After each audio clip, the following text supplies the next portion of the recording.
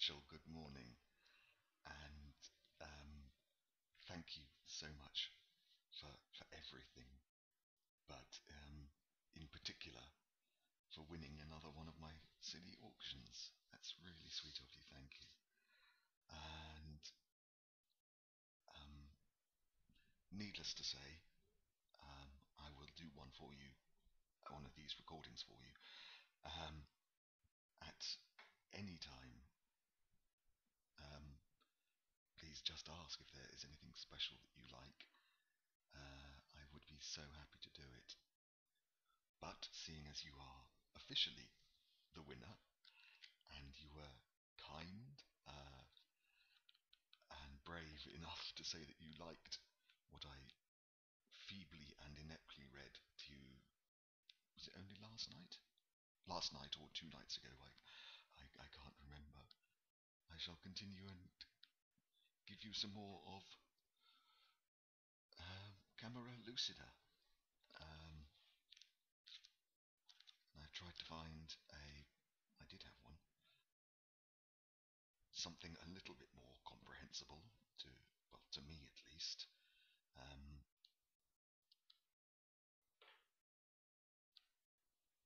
and if I can remember where it was, I'll just do that.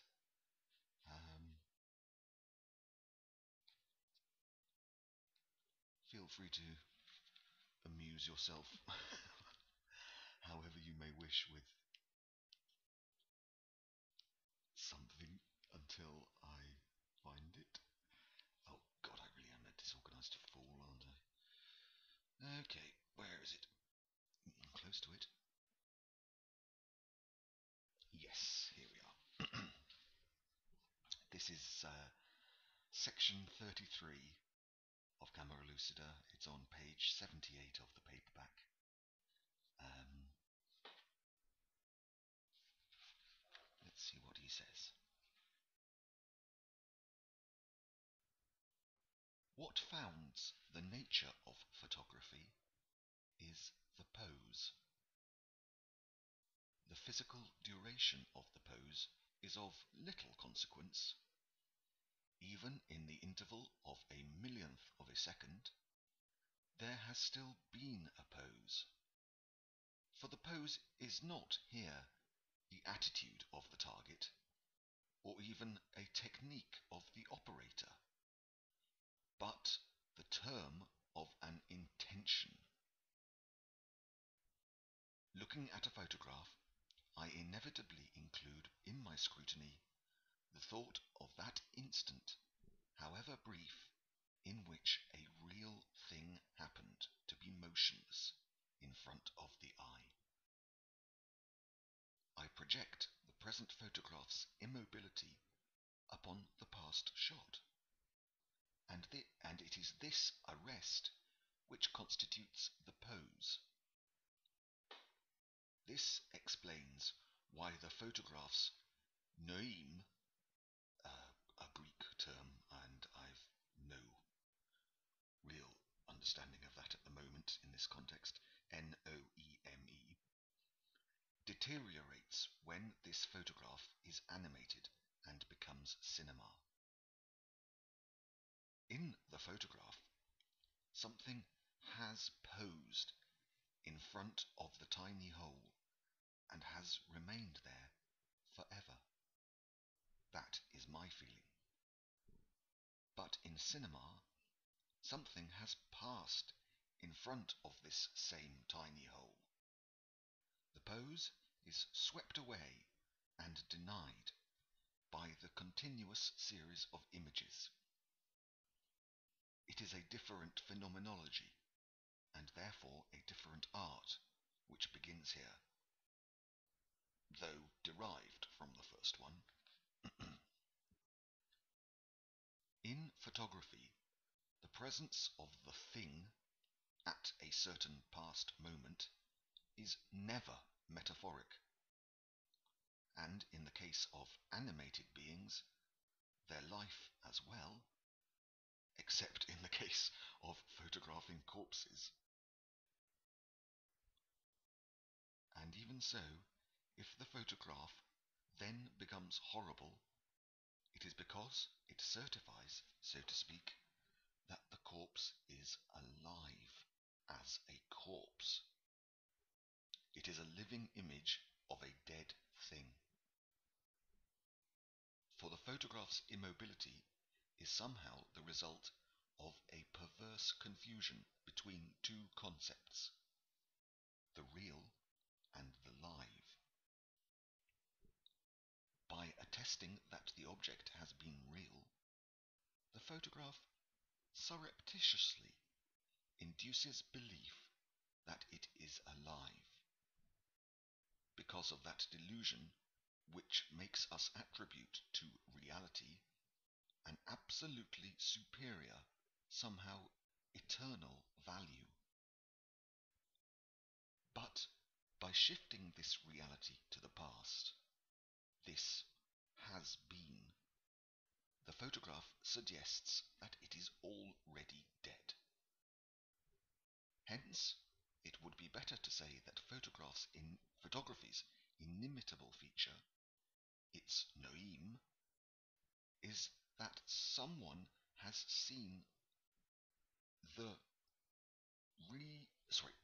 seen the referent, even if it is a matter of objects, in flesh and blood, or, again, in person. Photography, moreover, began, historically, as an art of the person, of identity, of civil status, of what we might call, in all senses of the term, the body's formality. Here, again, from a phenomenological viewpoint, the cinema begins to differ from the photograph. For the fictional cinema combines two poses. The actor's "this has been," and the roles, so that something I would not experience before a painting, I can never see or see again in a film certain actors whom I know to be dead without a kind of melancholy. The melancholy of photography itself. I experience this same emotion listening to the recorded voices of dead singers. I think again of the portrait of William Casby, born a slave, photographed by Avedon, Avedon, Avedon, very famous, I'm sure. There's actually an illustration of it in this book here. I'm sure you can find it on Google. Or I'm sure you know it actually. Yeah, Avedon. The photograph is called "Born a Slave." The subject is William Casby. Sorry, I'll go back to Barthes' words now. The noeem here is intense, for the man I see here has been a slave. He certifies that slavery has existed, not so far from us, and he certifies this not by historical testimony, but by a new, somehow experiential order of proof, although it is the past which is in question, a proof no longer merely induced, the proof according to St. Thomas seeking to touch the resurrected Christ. I remember keeping for a long time a photograph I had cut out of a magazine, lost subsequently, like everything too carefully put away, which showed a slave market, the slave master in a hat, standing, the slaves in loincloths, sitting. I repeat, a photograph, not a drawing or engraving, for my horror and fascination as a child came from this. There was a certainty that such a thing had existed. Not a question of exactitude, but of reality. The historian was no longer the mediator. slavery was given without mediation. The fact was established without a method.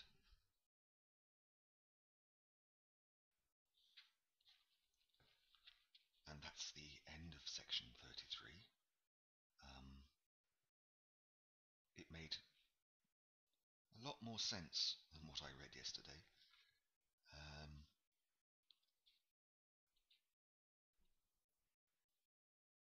Perhaps unnecessarily complicated, I don't know. But it touches on ideas that I hope occur to you. I'm sure they occur to you as you're photographing.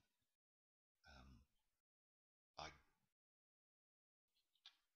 related most closely to what he said about the sense of melancholy that he experiences when looking at photographs of dead people, or photographs of people he now knows to be dead, or listening to voices of the now dead opera singers.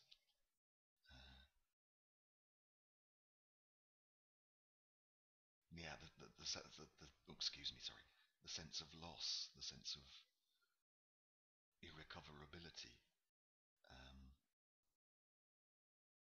which I suppose he would say is proof that the subject or the singer existed, and existed in a way that we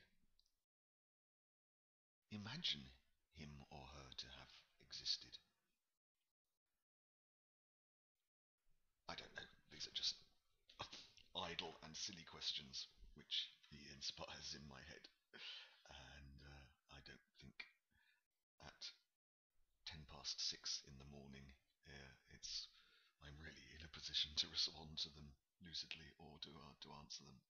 Right, I'll shut up. Have a superb day. All the best from here. Bye bye.